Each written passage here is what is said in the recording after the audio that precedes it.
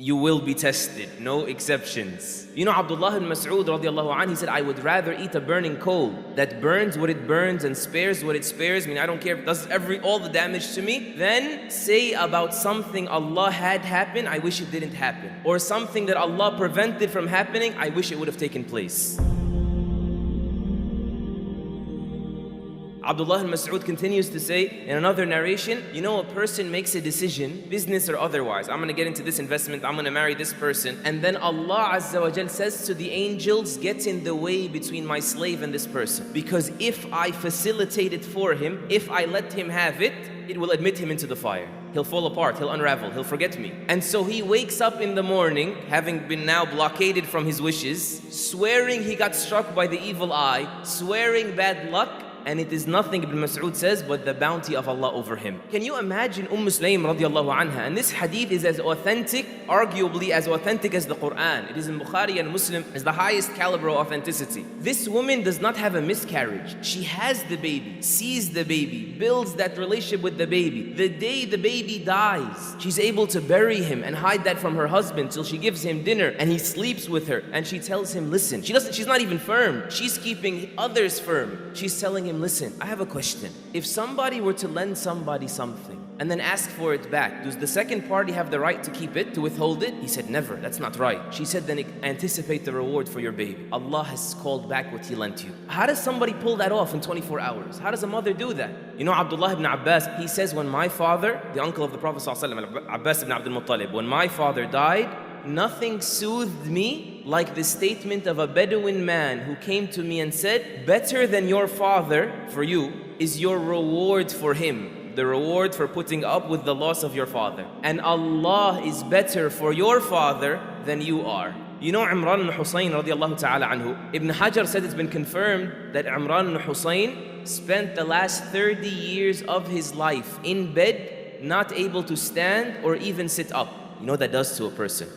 Physically of the sores, psychologically of depression. He says they even had to cut a hole in his bed under him, meaning to relieve himself. And this is a noble companion. This is the same companion who narrated the hadith, understandably, when the Messenger ﷺ said, pray standing if you can't, and sitting, and if you can't, then on your side. Imran is the one that narrated it. It applies to him and whoever is like him. Mutarrif and Al-Ala, two great scholars of the early Muslims, they said, we entered when we saw Imran ibn Husayn, may Allah be pleased with him, we began to cry. And he told us, why are you crying? They said, well, we feel bad for you. Long time, man. We feel bad for your condition. He said, I will tell you something, but don't disclose it to anyone so long as I'm alive.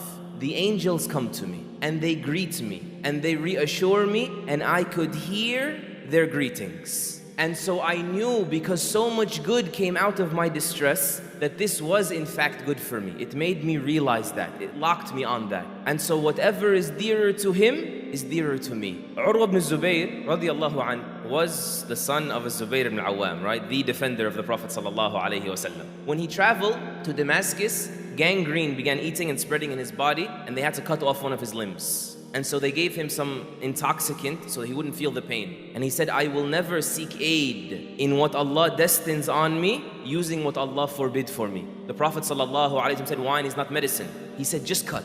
So they brought the saw and they put it on his left knee and they cut.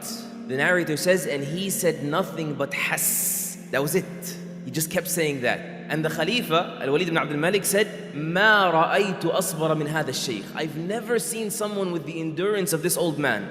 His son, Hisham ibn Urwa, says after my father came out of that ordeal, before he heads back home, a man came to him giving him condolences. His leg has just been cut off. They put it in a basin to bury it. And he says to his leg, you know that I never used you to walk to the disobedience of Allah. Look what a mindset. And then this man comes to give him condolences in that moment. And he says to him, listen, if you're coming to feel sorry for me, I'm already awaiting the reward for this from Allah. I mean, don't mess with my head. Leave me alone. Don't feel bad for me. I don't feel bad. He said, I'm not coming about your leg. I'm coming about your son, Muhammad. He said, what about him? He said, he fell into the stable, your stable at home, or where your horses were, and the horses tramped on him and they killed him. And he said, oh Allah, you've given me 4 limbs and only taken away 1. and you've given me 7 children or 9 children, and you've only taken away 1. You know that the day you have problems, you have so many more days when things were going your way. And that the fact that we only remember the day of our problems is a skewed perspective that means that the heart was polluted. It's not the reality. Who's able to fix that for you? The way he fixed it for Al-Zubayr was able to get him to look with that kind of perspective. It was his commitment to Allah, the nearness of his heart to Allah. That is the only thing that can make you unbreakable. The Prophet ﷺ, he told us, مَنْ يُرِدِ اللَّهُ بِهِ خَيْرًا يُصِبْ مِنْهُ أو يُصَبْ مِنْهُ, in another narration. So be patient and seek your patience through Allah, and know that when Allah wishes well for a person, He afflicts him and He allows others to, meaning He gives people access to you. People are going to betray you, disappoint you, get the upper hand at times on you, or something beyond people, and a natural occurrence as they call it nowadays, right? These things will continue to happen whenever Allah loves a person. You know why? Because the person is either going to have his levels raised because of this, or he will have his sins forgiven because of this, and those are both good.